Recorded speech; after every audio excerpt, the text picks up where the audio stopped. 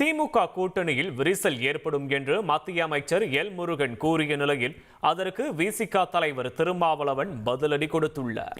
கடவுள் திமுகவை 2026 ஓட ஓட விரட்ட போறார்.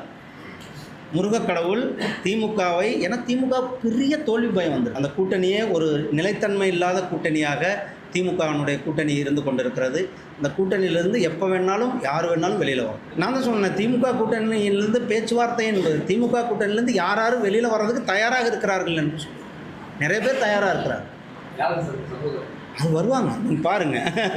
அது திமுக கூட்டணிக்குள்ளே அவங்க சலசலப்பை ஏற்படுத்த முயற்சிக்கிறாங்களாம். அது அவங்களுடைய டிப்ளமேட்டிக் அரசியல் என்று அவங்க அப்படி காட்டிக்கொள்கிறார்கள். அதுக்கெல்லாம் வாய்ப்பே கிடையாது.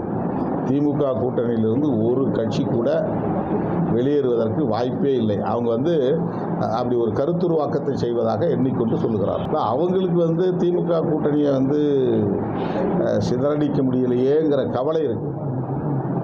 அதனால் வாய்ப்பு வந்ததை பேசுகிறாங்க.